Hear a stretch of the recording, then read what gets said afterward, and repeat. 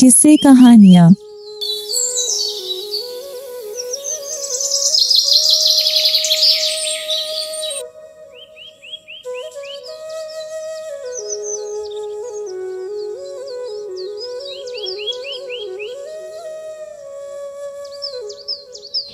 सीतापुर के एक छोटे से गांव में गोपाल अपनी पत्नी सुमित्रा और एक बेटे नारायण के साथ रहता था।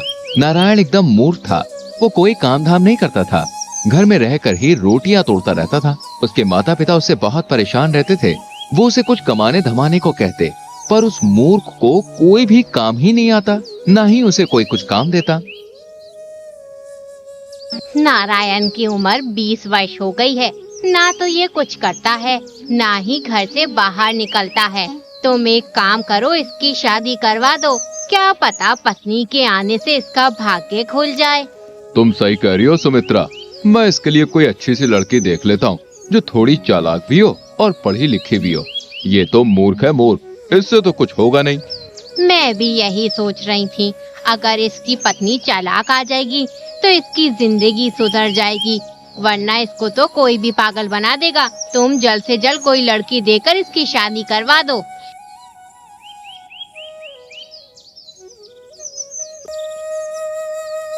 कुछ ही दिनों में गोपाल अपने मूर्ख लड़के की शादी करवा देता है। उसकी पत्नी अपने साथ कुछ दहेज लेकर आई थी। उसी से नारायण के घर का गुजारा हो रहा था। लेकिन कुछ ही दिनों में उसके घर का सारा सामान खत्म हो गया। पत्नी समझ गई थी कि उसका पति मूर्ख है, इसे कोई काम नहीं देगा। इसलिए वो अपने ससुर से कहती है, मैंने आज तक आपके सामने मुंह नहीं खोला है, क्योंकि आप घर के बड़े आदमी हैं। लेकिन अब मैं मजबूर हो गई हूँ। इस तरह घर नहीं चलता। घर में कुछ भी नहीं है। मैं सोचती थी कि घर की बात बाहर न निकले, लेकिन अब मैं मजबूर हो चुकी हूँ। कब तक ये सब देखती रहूं? तुमने अपने उस मूर्ख बेटे की शादी मेरे साथ करवा दी। उसने मेरी जिंदगी खराब कर दी है। कुछ करता धरता नहीं है। वो तुम्हारा पति है, तुम उसके बारे में ऐसा कैसे कह सकती हो? अरे पत्नी को हमेशा पति की इज्जत करनी चाहिए। उसमें पति वाली कोई बात तो हो जिससे मैं उसकी इज्जत करूं।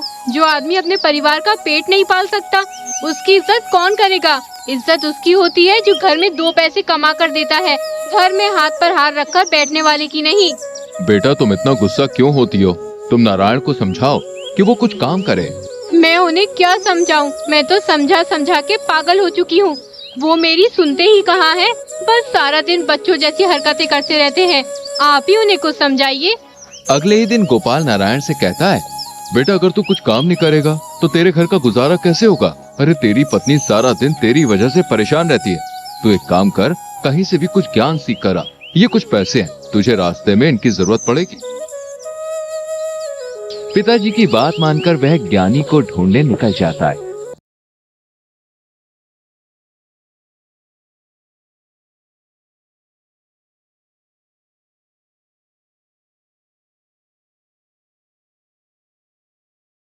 कई दिन भटकने के बाद उसे एक ज्ञानी मिला।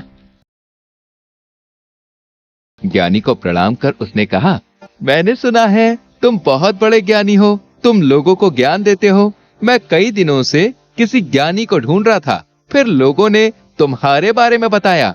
इसलिए ज्ञानी जी मुझे कुछ ज्ञान दीजिए, मैं अत्यंत कष्ट में हूँ। बिना ज्ञान के तो मनुष्य को कष्ट होगा ही। मैं तुम्हें जरूर ज्ञान दूंगा, पर मैं मुफ्त में किसी को भी ज्ञान नहीं देता। उसके लिए तुम्हें कीमत चुकानी होगी। ज्ञानी जी आप ज्ञान देने की कितनी कीमत लेंगे? एक ज्ञान का 1 पैसा। गोपाल ने नारायण को 50 पैसे दिए थे, लेकिन अब मूर्ख नारायण के पास 4 पैसे बचे थे। वो उसने ज्ञानी को दे दिए। 4 पैसे लेकर ज्ञानी बोला, तुमने मुझे 4 पैसे दिए हैं, इसलिए मैं तुम्हें 4 ही ज्ञान की बात बताऊंगा। अच्छी तरह याद कर लो। पहला ज्ञान ये है कि जिस बात को 5 आदमी कहें उसे सत्य मान लेना चाहिए। दूसरा ज्ञान ये है कि धन मिलने पर किसी को भी उसके बारे में नहीं बताना चाहिए। तीसरा ज्ञान ये है कि पत्नी को कभी सच बात नहीं बतानी चाहिए। और चौथा ज्ञान ये है कि अपने स्वामी या राजा को सच बात ही बतानी चाहिए।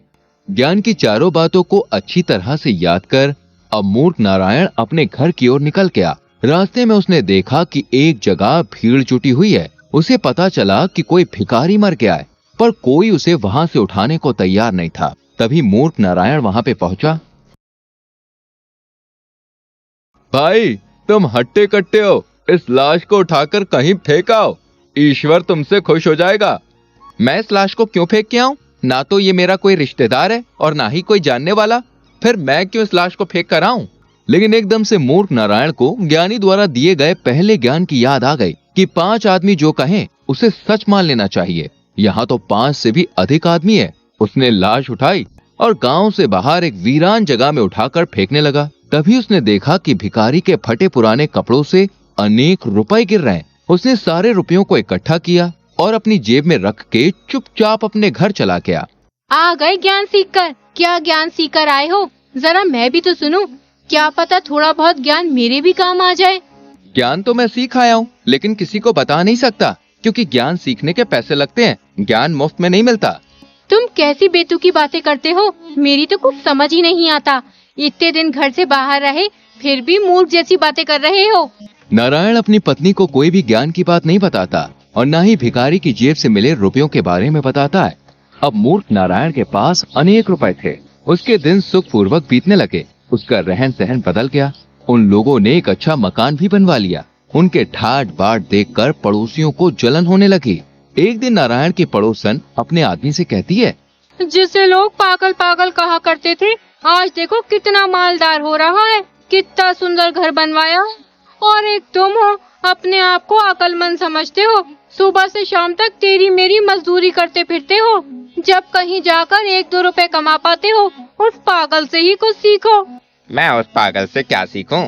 जो उसके नसीब में है वो उसे मिल रहा है, और जो मेरे नसीब में है वो मुझे मिल रहा है। तुम सारी जिंदगी नसीब का रोना रोते रहना। दुनिया आगे निकल रही है और तुम नसीब के पीछे पड़े हुए हो। मैं ही कल उस पागल नारायण के घर जाऊंगी और उसकी मालदारी का राज पूछ कर आऊंगी। पड़ोसन अगले ही दिन नारायण के घर आई और उसकी पत्नी से बोली, अरे दीदी, आपका पति क्या करता है जो आप लोग इतने ठाट बाट से रहते हैं? पूरे गांव में तुम्हारी मालदारी के चर्चे हैं कि पागल आदमी मालदार हो गया। ये तो मैंने उनसे पूछा ही नहीं कि वो क्या काम करते हैं। मैं तो उन्हें पूरा दिन घर पर ही देखती हूँ। भला घर रहकर कौन सा काम हो सकता है? तुम्हें उनसे पूछना चाहिए कि वो क्या काम करता है। जो आदमी अपनी पत्नी से अपनी आमदनी छुपाता है, निश्चित रूप से वो कोई गलत तरीके से धन कमाता है। अगर वो आपसे सचमुच प्रेम करता है तो उन्हें आपसे कोई भी बात नहीं छुपानी चाहिए। तुम सही कह रही हो बहन। मुझे तो अब डर लग रहा है, कहीं वो किसी गलत तरीके से पैसे तो नहीं कमा रहे। मैं आज ही उनसे पूछूंगी। जब रात को मूर्ख नारायण अपने घर आता है तो उसकी पत्नी उससे पूछती है, तुम क्या काम करते हो? ये तुमने आज तक मुझे बताया ही नहीं। तुमने कभी पूछा ही नहीं, इसलिए मैंने बताना उचित ना समझा। वैसे भी तुम जानकर क्या करोगी? तुम्हें तो समय से पहले ही सब कुछ मिल रहा है। अगर तुम्हें कोई परेशानी हो तो मुझे बताओ, मैं अभी पूरी कर देता हूँ। मुझे कोई परेशानी नहीं है, बस मैं ये जानना चाहती हूँ कि तुम क्या काम करते हो। मुझे डर है कि कहीं तुम गलत काम तो नहीं कर रहे हो। भला मैं क्यों गलत काम करूँगा? मैं महंत से पैसे कमाता हूँ, खून पसीना बहाकर, समझी? मैंने तो तुम्हें कभी मेहनत करते हुए देखा ही नहीं। सारा दिन घर पर पड़े रहते हो, फिर तुम मेहनत करने कब जाते हो? सच सच बता दो तुम क्या काम करते हो, वरना मैं अपने घर चली जाऊंगी। फिर पड़े रहना यहाँ अकेले। नारायण सोचता है चलो ठीक है, इसे बता देता हूँ। लेकिन तभी उसे ज्ञानी की बात याद आ जाती है कि पत्नी को कभी भी सच बात नहीं बतानी चाहिए। इसलिए वो अपनी पत्नी से झूठ बोलता है। दरअसल मैंने बाजार से 1 किलो देशी घी खरीदा और उसको रात के 12 बजे एक सांस में पी गया, जिससे मुझे बहुत सारे धन की प्राप्ति हुई। नारायण की पत्नी दूसरे दिन अपनी पड़ोसन को बुलाती है और उससे कहती है, मेरे पति कोई गलत काम नहीं करते हैं। हमारी मालदारी का राज तो देसी घी है। देसी घी? हाँ, देसी घी। अगर कोई आदमी 1 किलो देसी घी रात को 12 बजे एक सांस में पी जाए तो उसे बहुत सारे धन की प्राप्ति होती है। ये बात तुम किसी को मत बताना। तुम मेरी सहेली हो, बस इसलिए बता रही हूँ। ये बात सुनकर पड़ोसन बहुत खुश होती है, क्योंकि उसे मालदार होने का राज जो मिल गया था। वो जल्दी से अपने घर जाती और अपने पति से कहती है, मुझे मूर्ख नारायण की मालदारी का राज मालूम हो गया है। तुम जल्दी से बाजार जाकर 1 किलो देसी घी ले आओ। एक बार मुझे बताओ तो सही, आखिर उस मालदारी का राज क्या है? मैं भी तो सुनूं। और देशी घी का मालदारी से क्या ताल्लुक है? अरे ताल्लुक है, अगर कोई आदमी 1 किलो देसी घी रात को 12 बजे एक सांस में पी जाए तो उसे बहुत सारे धन की प्राप्ति होती है। ये तुम क्या कह रही हो? ये बात मैंने कभी नहीं सुनी। अगर हर किसी को ये बात मालूम होती तो आज हर कोई मालदार ना होता। ये बात किसी को मालूम ना हो। मैंने बड़ी मुश्किल से नारायण की पत्नी से पूछा है। अब सारा समय यहीं खराब करते रहोगे? जाओ जल्दी से बाजार से घी लेकर आओ। पड़ोसन का पति बाजार से 1 किलो देशी घी ले आता है और फिर दोनों 12 बजने का इंतजार करते हैं। जैसे ही 12 बजते हैं, पड़ोसन अपने पति को 1 किलो घी एक सांस में पिला देती है। घी पीने के थोड़ी देर बाद उसके पेट में बहुत जोर का दर्द होता है। पेट दर्द इतनी जोर से होता है कि वो तड़पने लगता है। उसे दस्त आने लगते हैं। अंत में वो मर गया। पड़ोसन ने राजा के पास जाकर उनकी शिकायत की। महाराज, मैं लुट गई, बर्बाद हो गई, मेरा कुछ नहीं बचा, कुछ खत्म हो गया। अरे कुछ बताओगी भी या रोती ही रहोगी? महाराज, मेरे पति का इंतकाल हो गया है। उन्होंने 1 किलो देसी घी पी लिया था, जिससे उनके पेट में दर्द हुआ और वो मर गए। ये क्या बेहुदा बात कर रही हो? अगर कोई आदमी 1 किलो देशी घी पिएगा तो वो मरेगा ही ना, बचेगा थोड़ी ना। तुम्हारा पति कहीं पागल तो नहीं था? अरे नहीं नहीं महाराज, मेरा पति पागल नहीं था। पागल तो वो मूर्ख नारायण है जिसने मुझे ये नुस्खा बताया था। उसने कहा था कि अगर कोई आदमी रात को 12 बजे 1 किलो देसी घी एक सांस में पी जाए तो वो मालदार हो जाता है। इसलिए मैंने अपने पति को 1 किलो देसी घी पिला दिया। राजा ने मूर्ख नारायण को बुलाया और सारा माजरा पूछा। क्यों रे नारायण, तू लोगों को पागल समझता है जो 1 किलो घी का नुस्खा बताकर लोगों को मरवा रहा है? मालदार होने के लालच में इसका पति 1 किलो देशी घी एक ही सांस में पी गया और फिर वो मर गया। इसके लिए तुझे सख्त से सख्त सजा मिलेगी। तभी नारायण को ज्ञानी की बात याद आ जाती है कि अपने स्वामी या राजा को झूठ नहीं बोलना चाहिए। इसलिए वो राजा से कहता है, महाराज, इसमें मेरी कोई गलती नहीं। मैंने तो एक ज्ञानी को 4 पैसे देकर 4 ज्ञान की बात सीखी थी। उसने कहा था कि अगर 4 आदमी कोई बात कहें तो उसे मान लेना चाहिए और अपनी पत्नी को कभी सही बात नहीं बतानी चाहिए और अपने राजा से हमेशा सच बोलना चाहिए। मेरी पत्नी मेरी मालदारी पर राज पूछ रही थी, इसलिए मैंने उसे झूठ बोल दिया कि मैंने देशी घी पीकर धन की प्राप्ति की है। उसी ने इसको बताया होगा। राजा नारायण के सच बोलने से बहुत खुश होता है और उसे ढेर सारा धन देकर विदा कर देता है।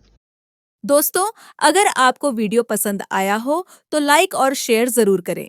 चैनल को सब्सक्राइब करना ना भूलें और बेल आइकन दबाएं ताकि आप हमारी हर नई कहानी सबसे पहले देख सकें।